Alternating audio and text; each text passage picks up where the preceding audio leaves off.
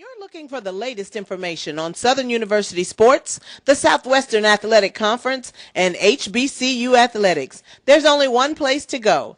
Tune in to the Carlos Brown Show, exclusively on the Black College Sports Network. Let's get back to strolling instead of scrolling. Before we can safely come together, we need the facts on COVID-19 vaccines. Visit getvaccineanswers.org so you can make an informed decision for yourself and for your fam. Some carriers will give you just one measly entertainment subscription.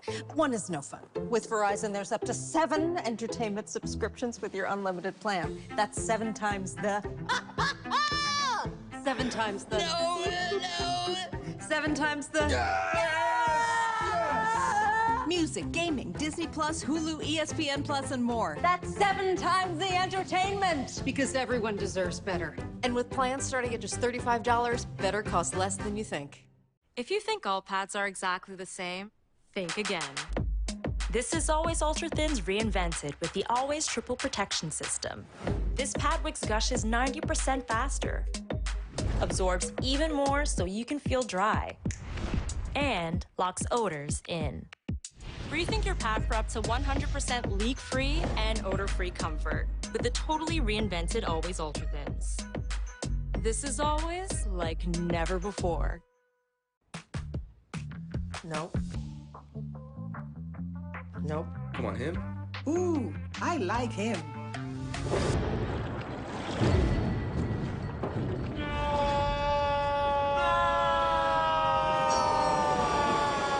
Quick, the quicker picker-upper. Bounty picks up messes quicker, and each sheet is 2 times more absorbent, so you can use less. He's an 8. He's a 9. Bounty, the quicker picker-upper. At Tyson, we know taste is local. Some like their beef pit smoked, their chicken spiced all the way up, or their pork sweet and saucy. Local flavors, global impact. That's what feeding the world is all about.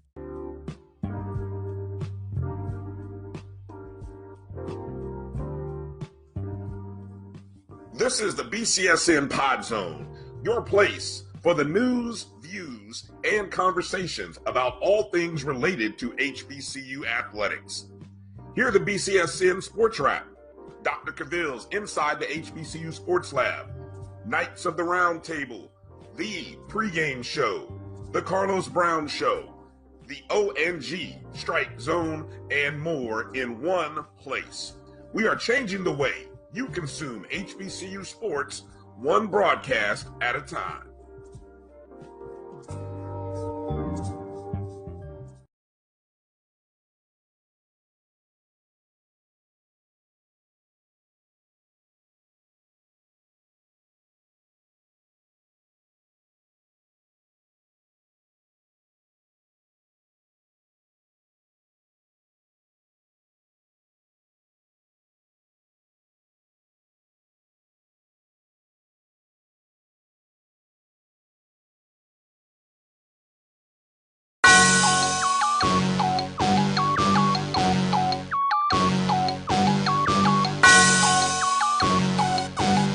Yeah. I love my HBCU. And boy, I love it, love it. I love it, love it. I love my HBCU. And man, I hope my team they won. Yeah. I hope my team they won. Yeah. Man, I hope my team they won. I hope my team they won. Yeah. I tune into the HBCU Sports Lab to see if my team won or lost. If they lost, I'm quiet as a mouse. But if they won, keep tab. I'ma do the dab, yeah. Dr. Cavil, he know what he be talking about. Mike and Charles, they know what they be talking about. They compress the analytic data with this hip hop. If you know them like I know them, they gon' tell you if your team, if they won or lost, and who the ball. So listen to Professor, yes sir, and pay attention, cause he gon' teach a lesson.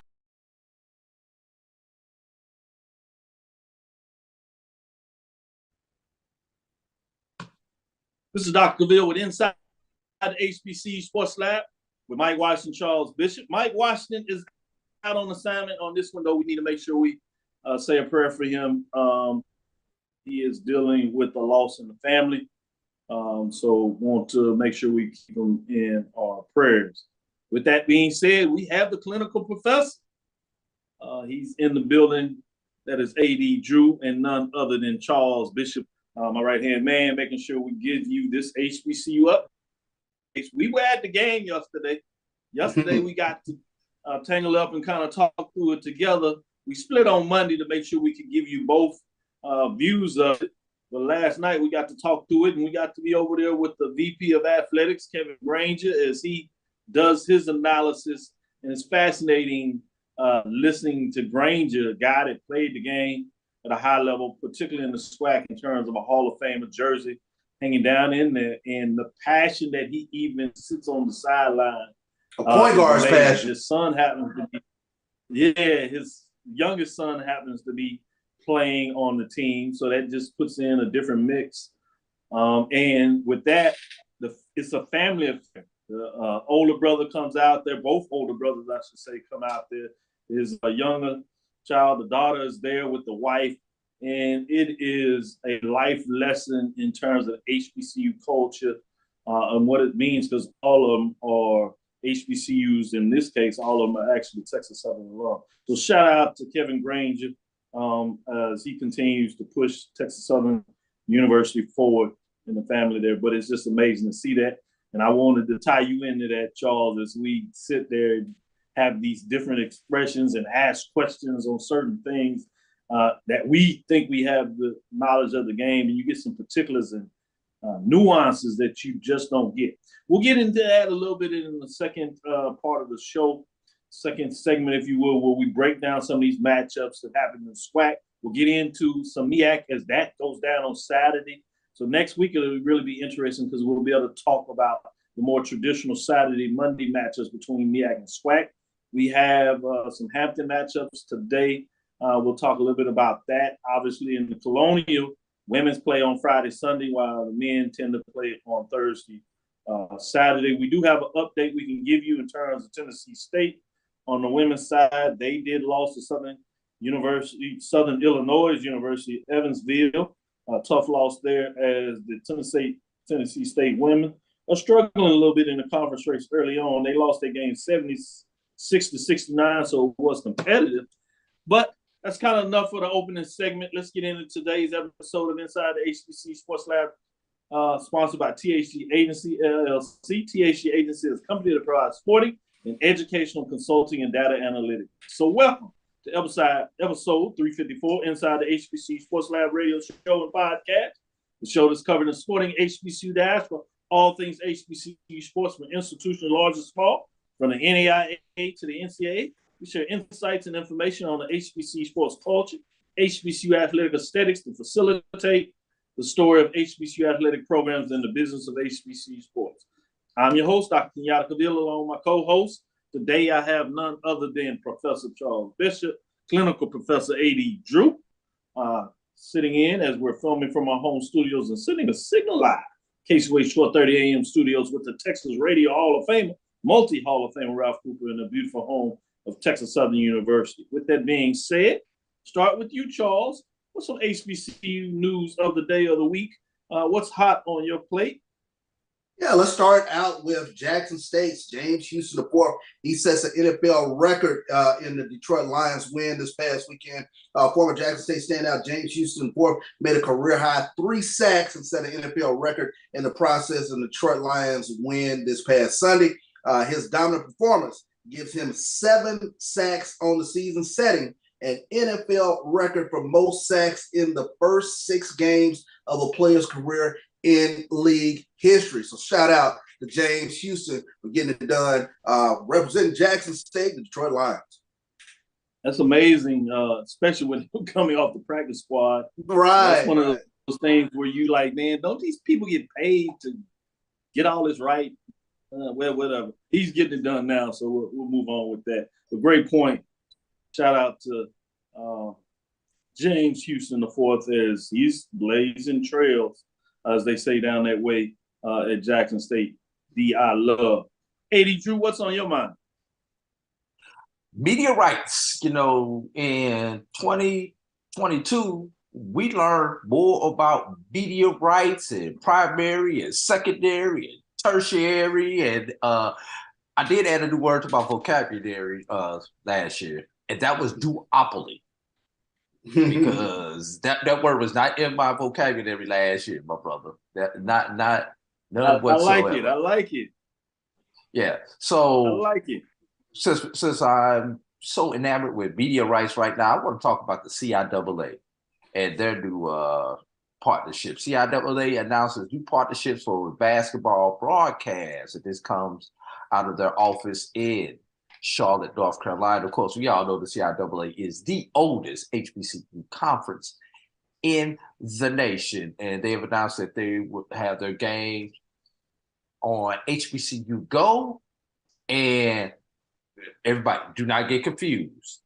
The Black College Sports Broadcasting Network, not the Black College Sports Network. Just want to make sure everybody does not get confused, although we'll be more than happy to take some of that action over here with our offices down in Atlanta.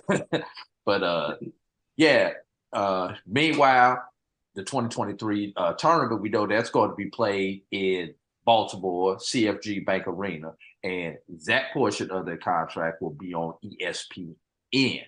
In the regular season, HBCU Go will showcase 5 men's and 5 women's doubleheaders for a total of 10 conference matchup. That other network, a subsidiary of PRC Communications, will do 14 men's and women's games. So this is the second season that HBCU Go has done CIAA games. So a lot of exciting news. There's only really one more shoe that has to drop in the media rights for our HBCU conferences. GCAC has their agreement, SWAC has their agreements, SIAC has their agreements, and now the CIAA has their agreement. So Commissioner Steele, we're waiting on you to go ahead and finalize your agreement so we can announce it right here on Inside the Sports Lab, also inside the HBCU Sports Lab.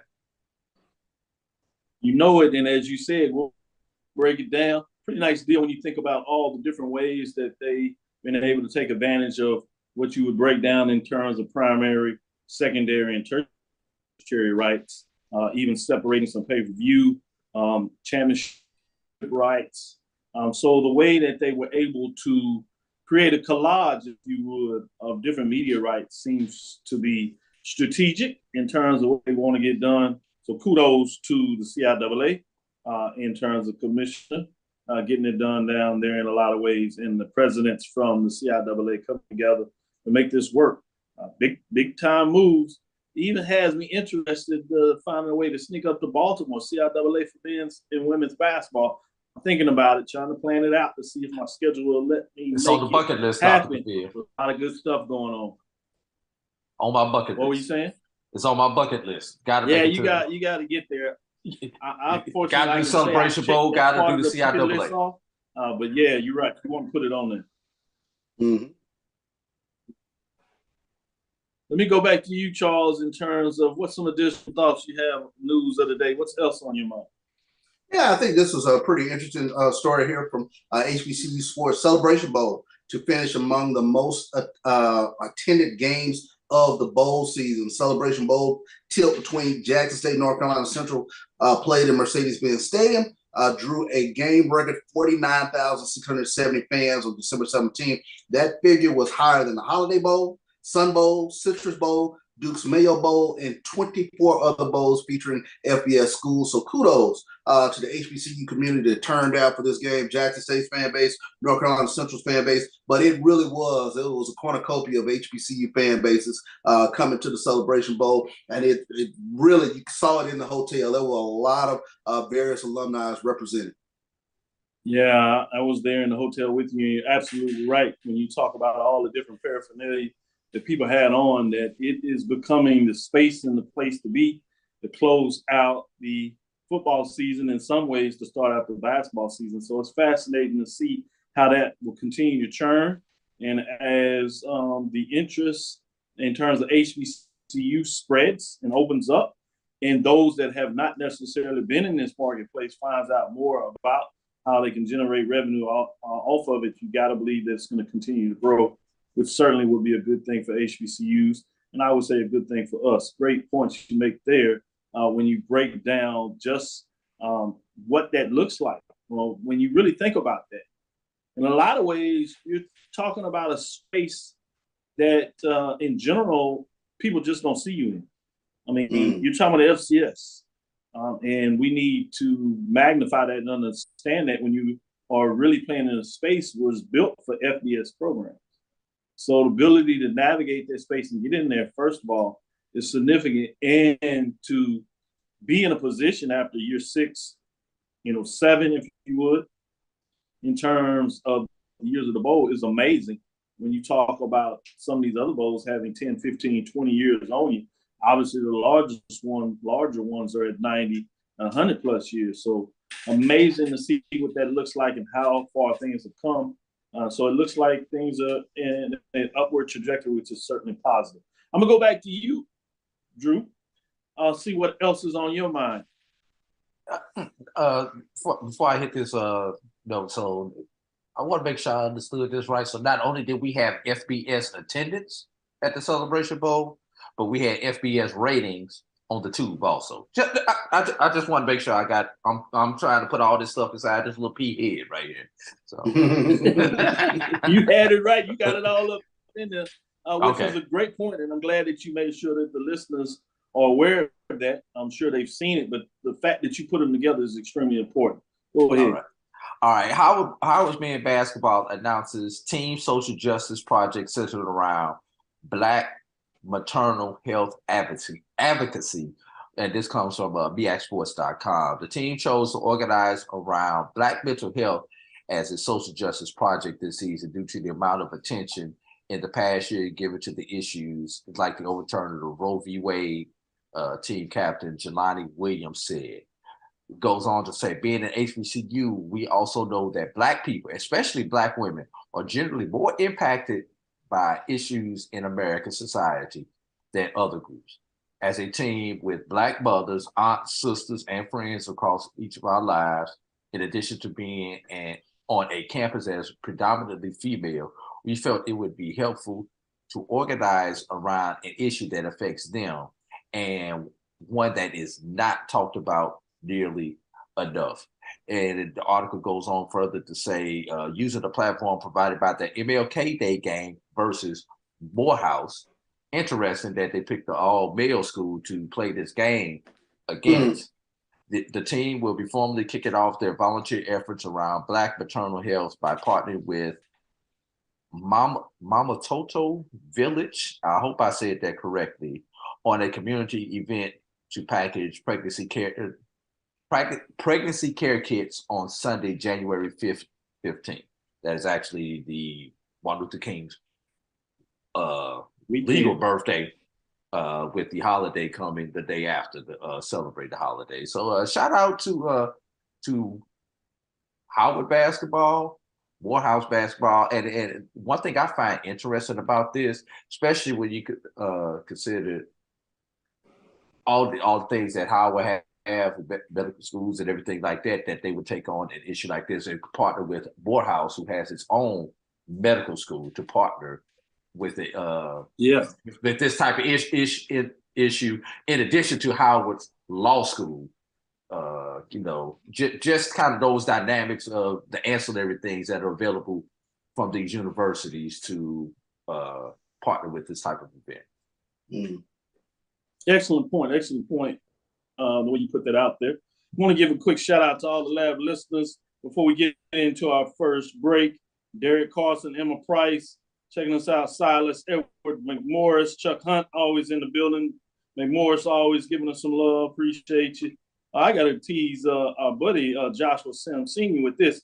He says, I always love seeing that clip of Dewanye Tucker, PV, running all over North Carolina Central doing that MEAC Swank challenge. Yeah, I do agree. G Boom Holly's in here. Good evening and prayers to Mike and his family for their loss. Exactly. Appreciate the kind words. Anthony Weston, Edwin D. Moore, Mary Allen, showing up and showing out. Lennon O, Ricky Burton, LaShant Harris is showing us some love. Thanks, LaShant. Sister there. Celebration Bowl 22 was well attended. No doubt about it. Mary Allen is saying, I just got back from Atlanta visiting family. Kudos to you. Hope all the family is doing well. Good to make sure that you spend time with the family. That's what it's all about. Troy Franklin, Michael Knox, getting in here, and Troy says, good evening, fellas. With that, we'll get into our first break. We'll be right back on the other. We'll get into the hardwood. We'll talk a little bit of the basketball, starting with some win updates, because it is just getting started in the SWAC, but things are good and interesting. We'll get back on the other side and talk about it. Stickers will be right back after this break. Let's get back to getting ticks instead of watching flicks. Before we can safely get out there, we need the facts on COVID-19 vaccines. Visit getvaccineanswers.org so you can make an informed decision for yourself and for your crew. Charmin Ultra Soft has so much cushiony softness, it's hard for your family to remember they can use less. Sweet pillows of softness.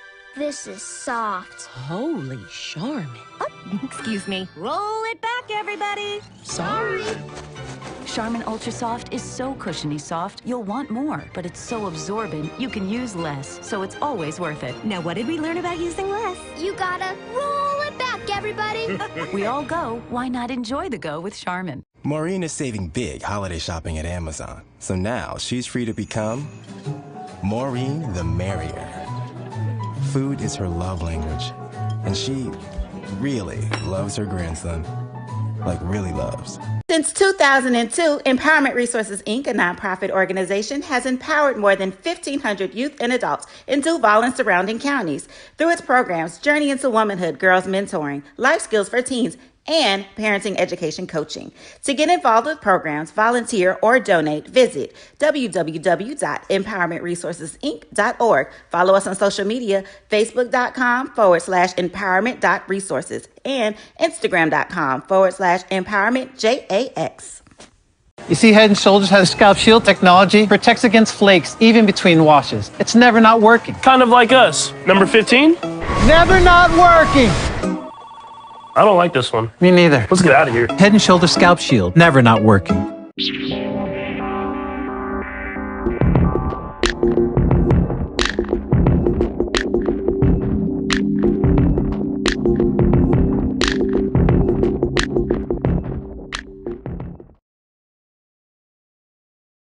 Press the analytic data with your hip hop. If you know them like I know them, they gon' tell you if your team, if they wanna loud, and who the ball. So listen to Professor, yes sir, and pay attention, cause he gon' teach a lesson.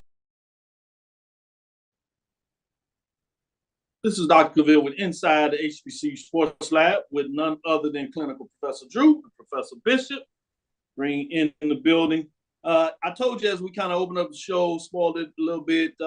First game, talk about was a game today as we go back and look at the SWAC games tomorrow is OVC, where Tennessee State goes down to Southern Illinois University of Evansville. So Tennessee State women fall to 0-3 in OVC, a major hole. The 5-9 overall in their record, not too bad there, but certainly losing record, got a long way to go to get out of that hole.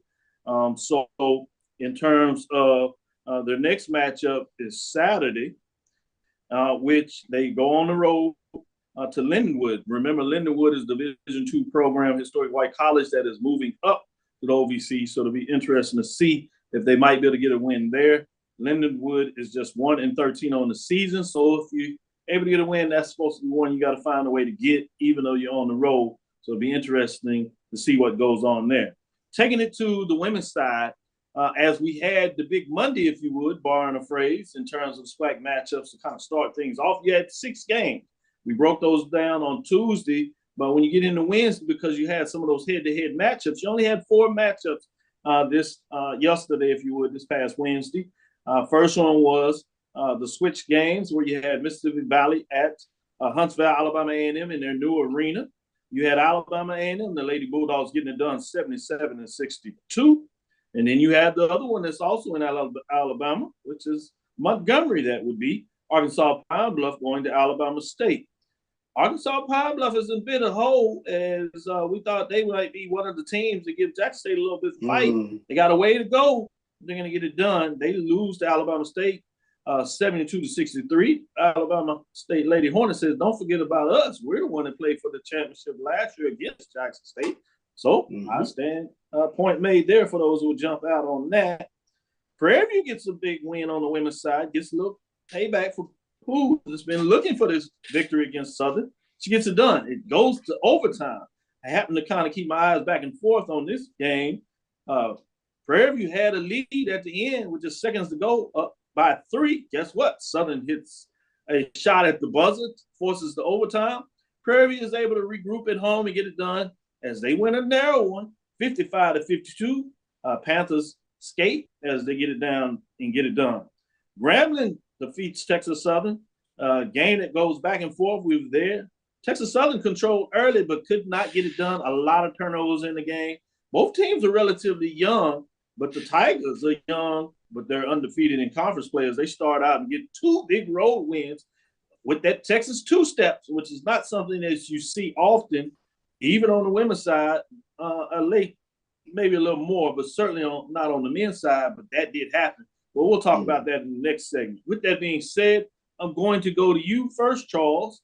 Just broke down the 4 scores, at least, of those games. What stood out to you in terms of a particular score, a matchup, or a player? Where are you with the second game to kick off the slate of the season thus far? Couple of thoughts for me. Alabama A&M, they start off the SWAC slate 2-0. Don't forget they lost Dariana Lewis, their big player from last year, who was a double machine. So for them to come out the gates 2-0, I think that was huge for Alabama A&M's program. The flip side of that, Arkansas Pine Bluff again, starting out 0-2. They were 0 for the Alabama trip. Again, looks like they were playing without Zay Green. Zay Green, former 5-star player. She started out at Tennessee, went from Tennessee to Texas A&M, and has landed at UAPB. Talk about the type of dynamic player that she is. So to not have that scoring point for UAPB, you certainly saw with the Alabama trip how difficult it was for them this past couple of days. And then huge for Prairie View to get this win against Southern in the overtime. Southern jumped out on them early, 19-6. But you saw in the third quarter, Prairie View was able to fight back in this game, and they didn't do it via the three-pointer. You know, Sandy Pugh, she talked about how she was going to let this team let it fly. But they were 3 of 20 from three-point land, but they were able to scratch out this win against a normally tough Southern basketball team. So those are my thoughts for this past Wednesday night. Good stuff. Let me get into these conference records. Then I'll follow up with you, Drew, and see what your thoughts are about matchups or even where the conference standings. Obviously, Alabama State at the top of the group with 2-0 after playing 2 games in this early set. Alabama A&M Bulldogs, the rival, right there with them, 2-0 as well. Grambling State Lady Tigers, I said, young team, but they're starting off blazing 2-0. Jackson State Lady Tigers, that shouldn't fool anybody, are sitting at 1-0. But the Cookman Wildcats, as they got it done against their rival, much like the Lady Tigers did against theirs, they're also 1-0. Then you get those teams that are stuck in the middle. They split a pair. Prairie View A&M are 1-1. So are the Southern Lady Jaguars. Then you have those teams that are looking for the first victory in conference play on the season, starting with Alcorn State Lady Braves 0-1, Florida A&M 0-1 as well. Then you have 3 teams sitting at 0-2. That's Arkansas Pine Bluff Golden Lions, Mississippi Valley State Devlettes, and Texas Southern Tigers all sit at 0-2, as I said. Matchups, conference. I know it's early, AD Drew, but this is what you do when you're in the business of talking about sports. What are your thoughts in terms of either the matchups, the conference standing thus far? Anything standing out to you? First of all, I got to go back to Monday night, Dr. Cavil. And it was a doggone shame that Monday night we had so many rival games played with nobody on campus. Jackson State, Alcorn, Bethune, FAM, to name 2 of them in particular. Southern Texas Southern is another one. Those are games that should be Saturday matinee games, not Monday, the day after a holiday when people got to get ready to unfortunately go back to work the next day. Just had to get that off my chest. Now the question for me when it comes to these women's standings is, which of the Alabama schools is going to be the one that's going to challenge Jackson State? We know Jackson State right now is a team to knock off. You know, it's Jackson State's title until somebody takes it from them. No problem with that. But the two Alabama teams have been the ones that have been giving Jackson State the fits over the last couple of years. So which one of them is going to be the one that emerges and becomes a serious contender for the SWAC women's title, especially with the disappointment that UAPB has had at the start of their season, a team that everyone probably figured that was going to contend and be another one of those people who were going to be in a position to dethrone Jackson State. Good point. I will say this, especially when you take a look at Alabama State, they bring back 3 key players that helped them get to the SWAC championship game last year. When you talk about Jayla Crawford, Shemaya Ward, and Yana Emanuel, all 3 of them can score, can take over games at various points. So that's going to be a very tough team to keep an eye on, especially with regards to Jackson State. But, Jackson State, they throw a lot of size at you. And we saw that against Alcorn. They got a great transfer in Angel Jackson from USC, and she was able to go out with 7 blocks on Monday. So she was really dominant in that game. Man, I love the way you think. Great points as always. With that being said, we got a little time here, so I wanted to go back and visit what AD Drew said. I think that's the point you make there. But, we're a solution-oriented over here and certainly like to get into the business side of things. So some of that is in that, and I don't know if you have a solution now, but if not, let's think about that.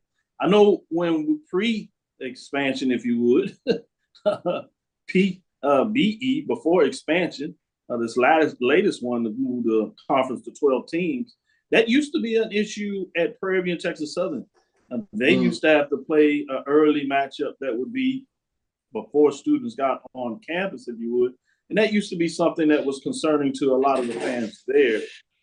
But in terms of the scheduling, do you have some ideas of how you may fix that scheduling? Because I know one of the things when I had a chance to kind of look at some of the scheduling things, one of the other issues they have is the unbalanced schedule. That doesn't surprise you. I know you're quite aware of that. But you got the traveling framework that they wanted to stay in, at least from the president's and chancellor's perspective of the SWAC, where you won't see a team like, let's take the east side, for lack of better words, of the conference, FAMU and Bethune-Cookman traveling to Texas at the same time they travel to Pine Bluff, or vice versa. Texas Prairie View teams traveling to Alabama the same time that they would travel to Florida. So it's always vice versa. So you're only taking one long trip, if you would, one plane ride essentially for most part. So those are some of the variables that are creating the challenge. I don't know if you thought about this, but one thing that you used to see in the MEAC when they had the 12 or 13 teams, and you see this in a couple of other conferences, is they would start the season, at least a weekend set, back in November before students would leave. So I don't know if that's something that you're kind of thinking about, but that is interesting. I do know they thought about it, but I'm sure they're always open to listen. If you had anything additional to that, what are your thoughts on what I just said? Yeah, I was going to say that's one thing, somewhere between Thanksgiving and finals, play 2 to 4 games. You play a series so that when you go out on the road, you go out for your 2, or you at home for your 2.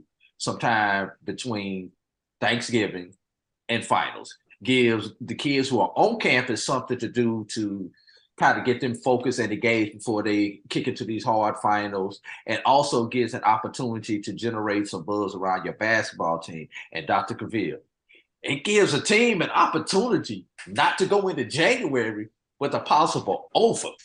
Yeah. Instead of playing all these P5 schools. So you get a chance, and we talk about why people don't come to the games in January. It's because there's no excitement coming into the season.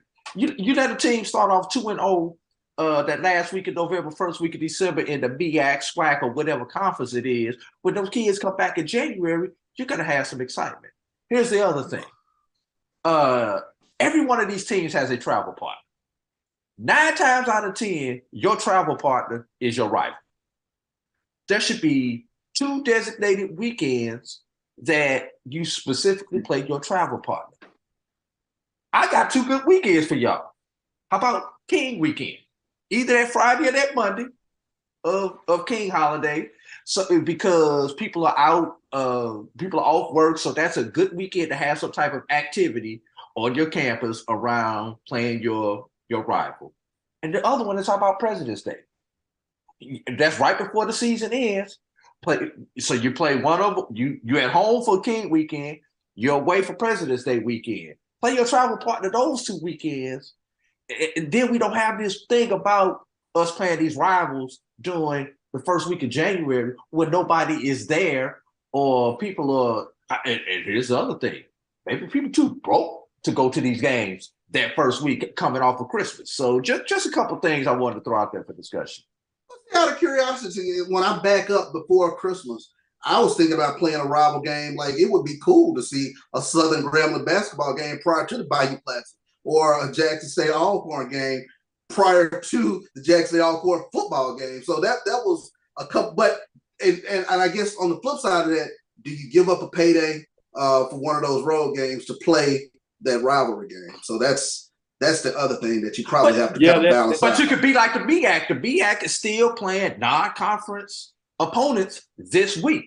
There are still conferences out there playing. So you can still get that payday, but you get that payday in early January instead of November or December. I think you do have, like, the MEAC and some games, but you don't have as many paydays this week or last week because they start to do conference play. But you got to remember, they've even expanded.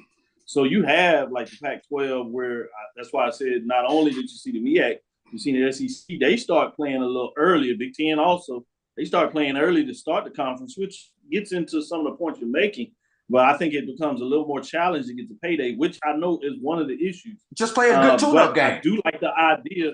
Well, I'm not saying that we can't solve it here and answer it. So I'm not saying there are not options, but I'm making sure everybody understands that it may not quite be as easy as we'd like it to be. But the fact that we're putting information out there is something that allows folks to discuss.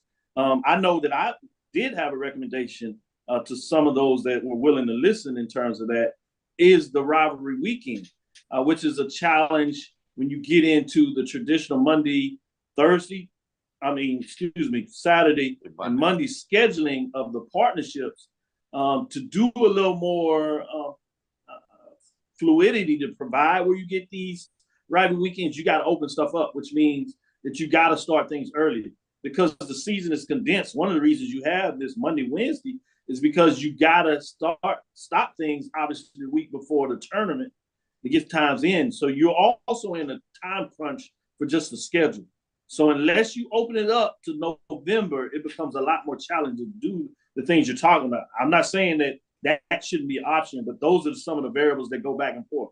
Do you take away probably a money game to play earlier, which maybe you get some of that money back if you get more folks in terms of the rivalry game. So that's something to look at in terms of what that looks like. Also, now that you have the new contracts with the television, now you have a little more reason to do it because you have the television and the money associated with it. So I'm sure they'll revisit it.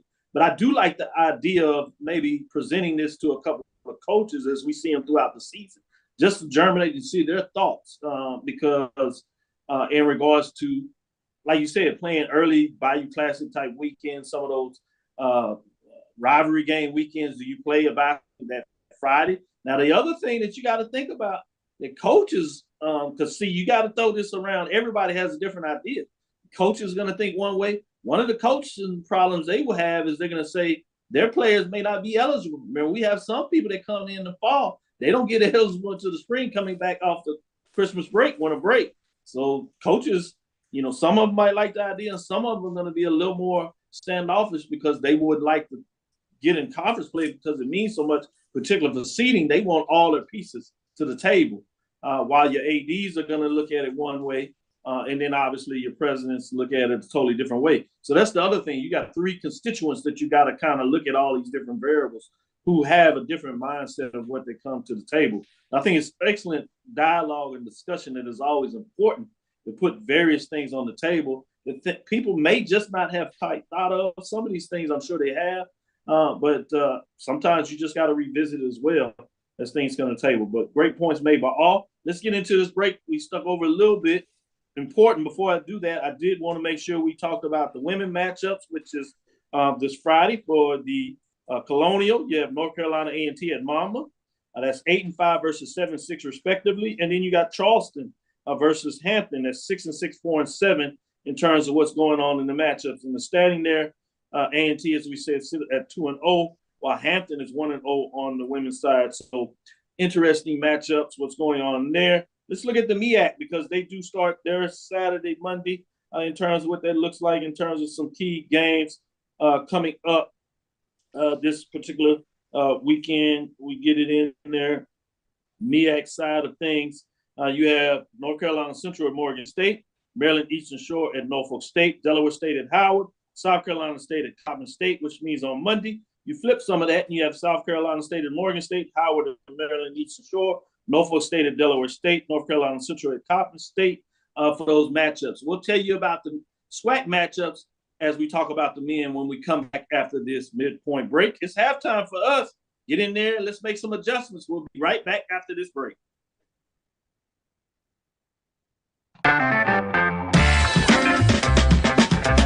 Your ad could be ran here. MyJBN.com/support. MyJBN.com/support for more information.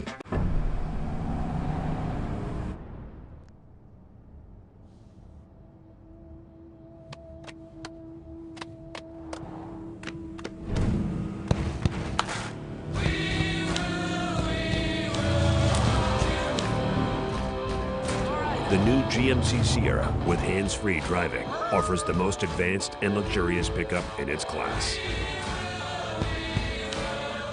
Yeah, it rocks. From novice to aficionado, find yourself here. High quality cigars plus personal customer service. Slow Burn is Waco's only mobile cigar lounge, featuring a meticulous, curated collection of premium cigars. Visit our website, www.slowburnwaco.com. That's www.slowburnwaco.com. Supermarket sushi, really? No. Wait, Troy, you work here? I'm never not working. Like Head & Shoulders Scalp Shield technology, up to 100% dandruff protection, even between washes. Never not working, huh? Oh, Troy, you're such a good teacher. Yeah, I know. Never not working. Never not working. Never ever not working. Are you serious? Never not working. Dandruff protection that's never not working. Head & Shoulders Scalp Shield technology.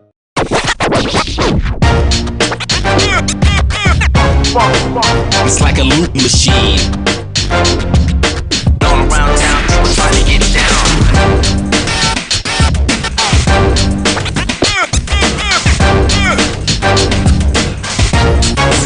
It's like a loop machine. Press the analytic data with your hip hop. If you know them like I know them, they gon' tell you if your team, if they wanna lose, and who the ball. So listen to Professor, yes sir, and pay attention, cause he gon' teach a lesson. This is Dr. Cavil with Inside the HBCU Lab with Clinical Professor Drew, Professor Bishop, getting in a little bit of that sport management, the sport business side of things. I like that, how you twisted it up. One last thing, caveat we talked about there that also I think needs to be put out there as we talk about this a little bit is, can you flip the schedule in such a way when you, even though you still do your rotation on your team format, is can you rotate and go to a Thursday, Saturday, Monday, which gives you another day, a time slot for inventory for television, particularly when you go up for renegotiating the contract. So something to think about there as things go out. But a lot of pieces in trouble, a lot of things going on. Let's get into some of the matchups, and I'll come right to you, Drew. Did you want to talk about that subject in terms of Thursday? Yeah, just quick. Michael Road Dog Reed on our YouTube feed says, has anyone thought of scheduling a 4 teams in one city, kind of like a pod for a basketball weekend? And he gave the example of FAMU, Bassoon, Alabama State, Alabama A&M on a Saturday or Sunday in Jacksonville, Orlando, and I'll throw this out on one of the 4 teams' campuses. But of course, that means that somebody's giving up a potential home game on their own campus. But yeah. I do like it in theory. I don't know the practicality of it. Yeah, I know they have done that for a couple of other sports. They've done that in volleyball. Obviously, the Gold Coast Athletic Conferences, they expanded. They're doing it in basketball. This year, they have a matchup where they're doing roundup. So I hadn't heard it really being discussed within the SWAC or the MEAC previously when they had 11 to 13 teams during that time period. So I don't know. That'd be interesting to see what that would look like, because I couldn't even tell you what would be the concern other than teams losing a home game. Now, you had some of these teams that have taken one of their games for a classic, but those things hadn't worked out. So you've had some folks that have kind of teased around that kind of idea, but nothing there. Let's get into the SWAC in terms of the matchup. Thanks, Michael Rodolph, for throwing it out there and making some suggestions. Always good to get information and people's thoughts on things, to see how it thinks out there and how things are thought about in the marketplace. With that being said, let's get into what took place yesterday. Again, you had the Valley at Alabama A&M. Alabama A&M, the Bulldogs, get it done 75-68. Good start for the Bulldogs out there for Alabama A&M. New coach there, Alabama State, as well, getting it done 80-66.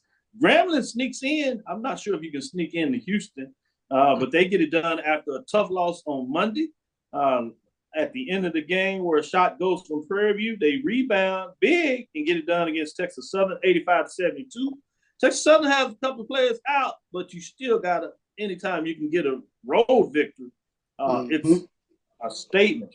Then you talk about road victories. Texas Southern gets 2 of them. They put out the brooms. Hard to come into Texas over the last 10 years and sweep, particularly on the men's side, but they get it done. A close matchup. Actually got close as 63-63. 63-61, 2-point game late in the matchup, but they pull it out and get it done 66-62. Credit to Southern Jaguars on the men's side as they come into Texas and they get the sweep to get it done. I'm going to start with you, AD. Drew, what are your thoughts in terms of this matchup on the men's side with the SWAC? Well, like you said, it's very hard to do the Texas two-step. And Grambling, and I'll say it, Grambling was the #1 team in the Black College Sports Network ranking this year, slightly edging out Norfolk State this week based upon their non-conference play. And I'm curious about Grambling. We've seen Grambling with some big key victories, but we've also seen Grambling lay some duds. And you wonder with that split of that Texas two-step, is that just par for the course? Because like you said, it is hard to come out of Texas with 2. Or is that saying something about Grambling as they can't be consistent and put together those string of good victories? And this is no disrespect to Texas Southern, because we all know who Texas Southern is on the hardwood. But for a team like Grambling, who has really gone out and shown themselves to be able to do something this year, I have to just kind of pause right now and wonder what if with Grambling, especially as we get deeper into conference play and ultimately towards the tournament. I like that. I think it's a fair question. I would come from this side. I happen to see them. Grambling is nice. They got 2 big men, legitimate big men, that makes it tough. I think Prairie View just got out of there and got that victory. But I think a lot of it is just kind of what we came in there. We talked about if you would allow us to use the football framework, the Western Division of the SWAC, I think is just going to be tough with Alcorn, Pine Bluff, and then you really get into Southern and Grambling, saw what happened there, Prairie View and Texas. So I think you just had 2 teams slugging it out. And you talk about the closeness of these games and runs, I think a lot more is indicative of just how talented these teams are. But to your point, it's early. So we get a chance to really see, is this just a framework of these 4 teams really being that tough? or is it a case where Grambling may play up and down to the competition in that nature? I think it's more the fact that this is just a little tough. But I'm glad you put that to the table, Drew, because it's a good question, and we'll get a chance to find out. Let me let Charles get his thoughts on this matchup, and I'll give you what we have coming up this Saturday and Monday. Kudos to Southern's men's basketball team. I think this is the first time since 2013, 2014, since they've come in and got the 2-0, the Texas two-step, if you will. We've talked about it for years now, how the road to the SWAC basketball championship goes through Texas, Texas Southern and Prairie View. Jokingly, we started calling, the SWAC basketball tournament the Texas Southern Invitation. That it tells you how strong the basketball is out this way. But I take my hat off to Southern. They got the win on Monday night against Texas Southern, then come back against Prairie View and get the win. Last night, you and I, we watched Grambling and Texas Southern. I think I turned to you and I said, you just can't have any scoring lulls against this Grambling team. They can put the ball in the hole. When you talk about guys like Cameron Christian, Rashawn Cotton, Cameron Christian, he can go for a legit double-double. He can score, and then he gets in the mix in terms of the rebounding. He went for 25 and 9 last night. Rashawn Cotton, 4 of 8 from three-point line. So they can fill it up. That is going to be a dangerous team to watch. We saw them with the SWAC Pac-12 Challenge. They got victories in there. They got a couple other Power 5 wins in there. Gramble's going to be a fun team to watch going forward. Yeah, it's good points. Great points made both. The other thing I like about Grambling, they're pretty deep too. Some teams are not quite as deep. Southern may play that kind of type of rotation. If you has a couple of players out like Texas Southern, they would be even deeper. One thing that I saw with Grambling is just how deep they are, and they have a little bit of everything. They have scores, as you said. They got some defensive stoppers. They got some height in there, so they're able to do a couple of things. Seem to rebound pretty well. So keep your eye on this Grambling Tigers. I think they're in the mix really. And I'll caution this.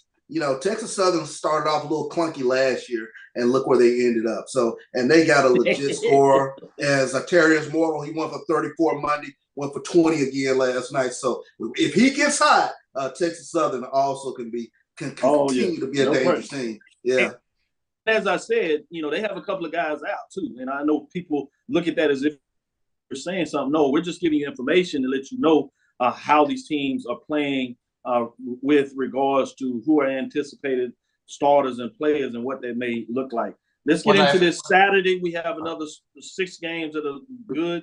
Texas Southern at Pine Bluff, Alabama A&M at Alcorn, Alabama State at Jackson State, FAMU at Southern, Bethune-Cookman at Grambling, and Prairie View at Valley. You get into that Monday matchup, and you have another 6 games. Prairie View at Pine Bluff, FAMU, Grambling as the travel partner. Switch off. Alabama State at Alcorn State, Alabama A&M at Jackson State, Texas Southern at Valley, Bethune-Cookman. So some good matchups. Teams switch. That were at home. Now they go on the road. Those that are at home, we're on the road. Now get a game at home. So it's going to be interesting to see. Do we start to see some things start to refocus themselves, or more of just the clutterness staying apart? We'll see that both on the men's and women's side. Quick update on OVC. Tennessee State is losing early. Southern Illinois University, Evansville is up on them 38-31 over Tennessee State. That is on ESPN News. 156 coming down the stretch in the first half. That's on ESPN Plus in terms of how you can check out the game after you finish with us if you're interested in that. And then in the Colonial, when you talk about these matchups, we have, as we said, Hofstra at Hampton. They're playing now. Hofstra is up over Hampton 39-23. That is at the half in terms of this Thursday night game. And then Saturday, you have UNC Wilmington at North Carolina. Wilmington comes in at 13-3. A&T is 6-10. You have Northeastern at Hampton 5-8, 3-11. In terms of those matchups, something to keep your eyes, just to give you a full clip of what's going on against HBCUs. We talked about the MEAC on the women's side. Obviously, it's the same thing for the men. So we switched it up to give both sides a little framework of what's coming up on this weekend. Let's get into our last break. We'll come back, give a little NIA Division II love, SIAC, CIAA. We got some big games in the CIAA tonight, so keep your eyes on that if you have some interest in going on there. We're going to come back and let Drew do his thing and give you a little updates on the SIAC. some matchups. We'll be right back on the other side. Let's take our last break before we get into some of those Division II NIA matchups. Langston is still doing their thing on the men's side as they are playing some great basketball this time of the year. Stick with us. We'll be right back after this break. Thank you guys for what you do for HBCU athletics. This is a fantastic avenue for all of us. This is our ESPN, so we love what you guys do. Brian, AD, Roy, all you guys at BCSN. We really appreciate what it is that you guys do for us.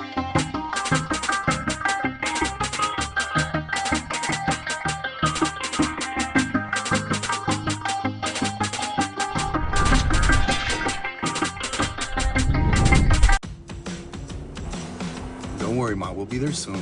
We? Is this the one? Well, let's say I found the one who takes me to another level. Always stays calm under pressure. Most importantly, the one that helps me discover the coolest places. This sounds wonderful.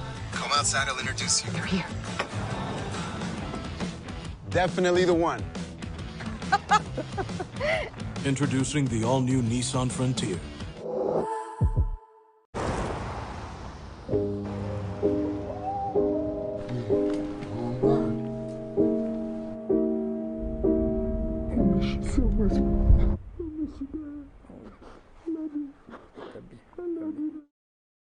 At CDW, we get speed as the new currency of success. Our team spends way too much time tending to outdated applications and software when they should be focused on driving application agility and innovation. CDW Amplify Development Services modernizes software and application development to help accelerate innovation and digital transformation. So you mean building new applications, UI, and mobile interfaces? Well, you said you needed to innovate more quickly. Oh, so he's a listener. To do more at scale, trust CDW Amplify Development Services. Follow the Black College Sports Network on social media at MyBCSN1, the number 1, on Facebook, Instagram, and Twitter at MyBCSN1. Press the analytic data with your hip hop. If you know them like I know them, they gon' tell you if your team, if they wanna loud, and who the ball. So listen to Professor, yes sir, and pay attention, cause he gon' teach a lesson. This is Dr. Cavil with Inside the HBCU Sports Lab with AD Drew and Charles Bishop. Let's get into some of the NIA Division II. Let's start with SIAC. We know that you always have your pulse on what's going on over there in the Southern Intercollegiate Athletic Conference. What are some of the big games in terms of taking place or scores that really caught your mind this past week? Let's start off on the women's side. Dr. Cavil, chivalry is not dead. Miles goes 0 for 2 on the I-75 portion of the Georgia swing for them on the women's side as they lost to Fort Valley on yesterday, 54-44. Edward Waters got on, defeated Lemoyne Owen. Lane, continue to watch out for in the SIAC. Check it out. Lane defeated Savannah State. And we all know what Savannah State did last year in the SIAC. So Lane looks like they may be for real. And one final score of highlight, Tuskegee dominated Benedict 74-51. Flip it over to the men's side on yesterday. A couple key matchups. Miles escaped Fort Valley 55-50. And the game right here on the Black College Sports Network, Morehouse was defeated by Central State in a game that went down to the wire. Savannah State defeated Lane, defeated SIAC champion 65-55. And in another game here on the Black College Sports Network, Tuskegee 73, Benedict 69. At one point in time in the second half of this game, Tuskegee was trailing by double digits. I believe it was like 12 or 13 points before coming back in the second half and ultimately winning the game by 4 points. Matchups this Saturday, and this is both men's and women's. Spring Hill, Central State. Albany State travels to Edward Waters. Tuskegee travels to Kentucky State. Clark travels to Benedict. Fort Valley travels to Savannah State. Miles travels to Lane, and Morehouse travels to Allen. And flip it over to Monday. Spring Hill, Kentucky State, Albany State at Savannah State, Morehouse at Benedict, Clark Atlanta at Allen, Fort Valley at Edward Waters, Tuskegee at Central State, and Miles Lemoyne. So that's what you have coming up in the SIAC. Great report. Charles, when you talk about the SIAC, you just heard what A.D. Drew talked about. Any matchup this weekend that kind of got your highs, or anything in regards to some of the big games that you just heard that kind of stick out to you? Go back. What was the team, AD, that you mentioned to keep an eye on? Lane. That was the one. I couldn't remember who Lane was playing. Lane women. Okay. Yeah, definitely on. They defeated Savannah State, I believe you were saying, in that tournament. Yeah, and another team to keep an eye on the men's side is Lemoyne Owen, who has double-digit victories already this season. Memphis will be rocking. Okay. Yes. Let's go Magicians. Yeah, two teams that haven't done a lot in the SIC last couple of years that you may want to keep an eye on this particular year. Good stuff. Good stuff. Gulf Coast Athletic Conference jumps off this weekend as they get into some action, so we get a chance to see what they look like as they start some conference play. But the big matchups and the king of the hill, if you would, goes back to the CIAA, as they have two marquee matchups, including two top 25 matchups. Number 19, Virginia Union, hosts number 24, Claflin, at the historic Barco Stevens Gymnasium. So that should be fascinating. It's a matchup of CIAA Blue Blood, if you would, Virginia Union against the conference newcomer in Claflin. So Claflin, can they get over the hump? Can they finally make a statement in regards that, hey, we're here now? It'll be interesting to see what that looks like. Both teams will likely need wins to stay ranked, as well as improve their hopes of the in Division II NCAA tournament at large. Should they not win the CIAA tournament, the Union comes into the game having suffered a 12-point loss to Chautauqua Tuesday, but also with the 28-game home winning streak. So it'll be fascinating to see what that looks like. Virginia Union forward Robert Osborne currently leads the league in scoring at 19 points per game, and is second in rebounding, 8.9 per game. Sophomore Ramad Wright leads the league in rebounding with just over 10 rebounds a game, getting up there, getting it done. Claflin is currently second to the CIAA in scoring at just under 82 points per game. This is courtesy of Steve Gaither. You know, he's going to make sure you get the CIAA. I like it, Steve, as you put it out there. Few miles away in Virginia Eatrick, if you would, another matchup of double-digit win teams will take center stage of Virginia State, 10-3, will host Winston-Salem State. You know he had to get the Rams in there at 10-2 in part two of a doubleheader on the Griot via HBCU Go. The game is slated to start at 8 p.m. That is Eastern Standard Time. Virginia State handed Claflin its first loss of the season a few weeks back, and it features two of the best scorers in the league. Terrence Hunter Whitfield is second in the CIAA in scoring at 18.1 points per game, and a 6 is a matchup problem for most CIAA wings. He also leads the league in steals at 2.4 swipes per game. He's a headhunter. He'll get it done in terms of taking that ball from me. His wingmate, if you would, is B.J. Fitzgerald, can score and defend at a high level as well, and is another lengthy player that can be a headache at this level. So that's what's going on in the CIAA. Some big-time matchups as we get it done. With that, we'll call it a close as we get into the big-time matchups. Got you across all the basketball scenes. We told you what's going on in the SIC. As we bring the guru in here, A.D. Drew. Charles gave you a breakdown of what takes place on the men's and women's side of the SWAC. We'll be back into action as the Texas and Prairie teams go on the road.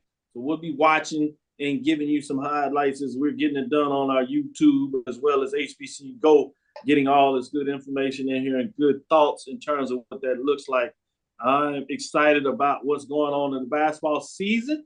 We'll see what it looks like. We'll keep you updated week to week. So thank you for listening to Inside the HBCU Sports Lab. Make sure you share our podcast with your friends and colleagues. Want to make sure, again, we give you an update on supporting us. 25th anniversary of the BCSN, Black College Sports Network, Jericho Broadcast Network, the future of urban media. Make sure you go to myjbn.com/grow, that network fundraiser for 2023. Check it out. More importantly, make sure you download MyJBN, My BCSN1, Facebook, Twitter, and IG. My JBN Online on YouTube. Make sure you subscribe and like.